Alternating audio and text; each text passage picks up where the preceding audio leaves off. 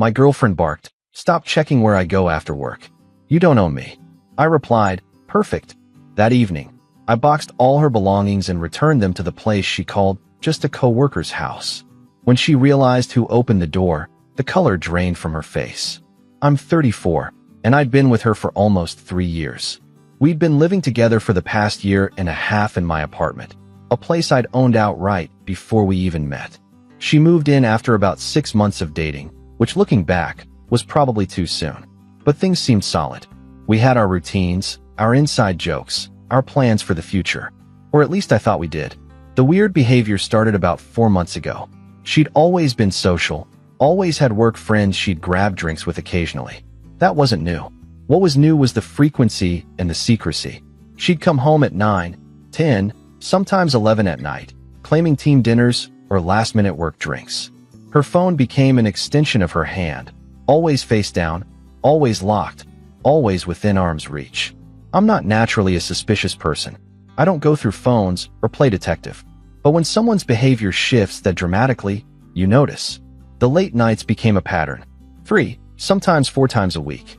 When I'd ask about her evening, she'd give vague answers. Just the usual crew. You don't know them. It's boring work stuff. The excuses were always slightly different, but fundamentally the same. Team building exercises that ran late.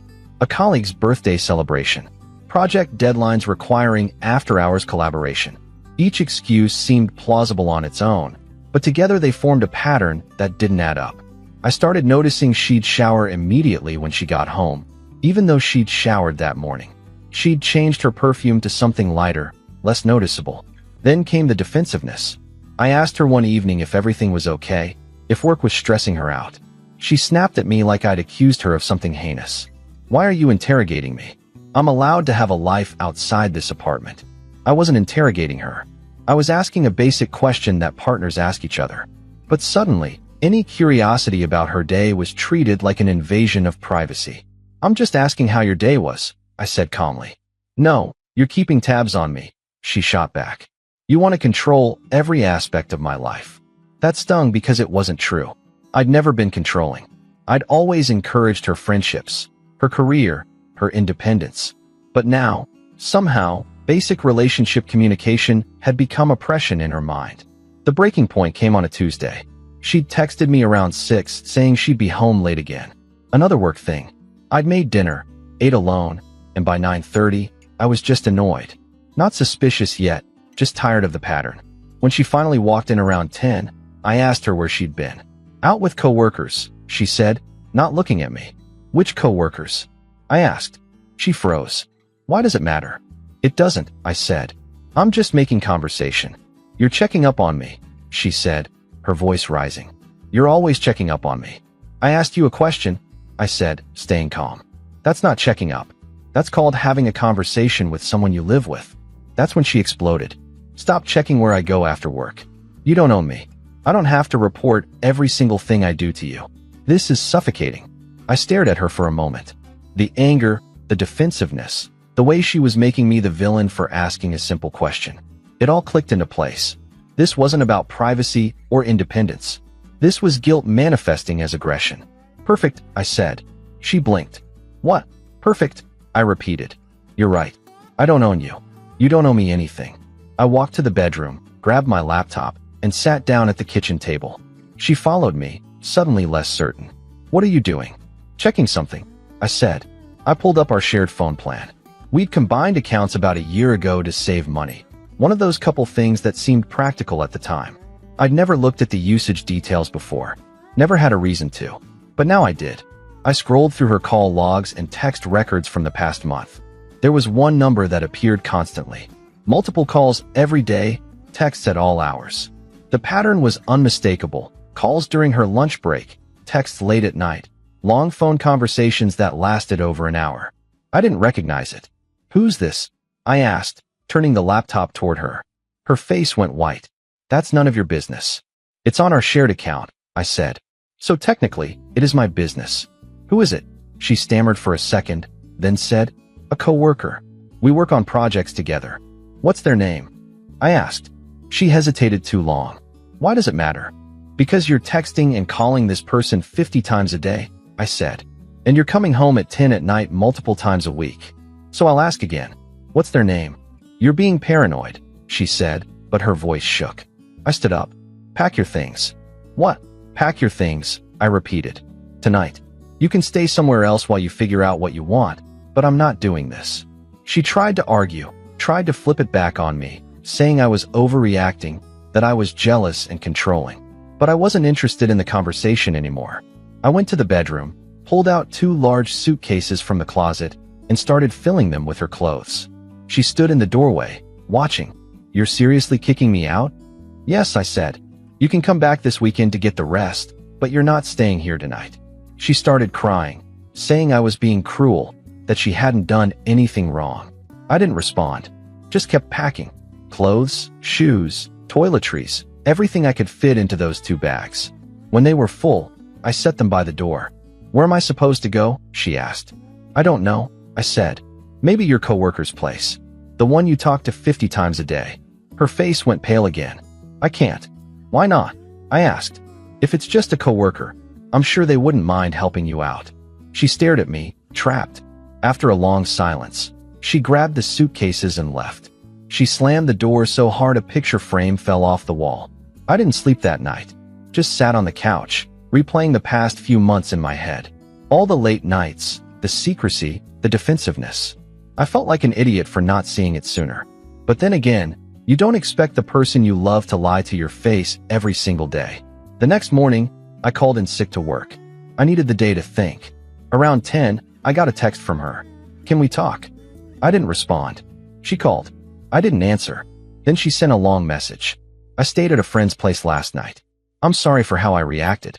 You're right. I should have been more open with you. Can we please talk about this? A friend's place, not the coworker's place. Interesting. I decided I needed answers. Real answers. So I did something I'm not proud of, but I don't regret it either. I went through her laptop. She'd left it at the apartment, sitting on the coffee table. It wasn't password protected. She'd always been careless about that. I opened her messages, and there it was. Months of conversations with him. The coworker. Flirty texts, late night calls, plans to meet up. Nothing explicitly physical in the messages, but the emotional affair was undeniable. They'd been spending almost every evening together for the past 3 months. Dinners, drinks, long walks, late night conversations in his car parked by the lake.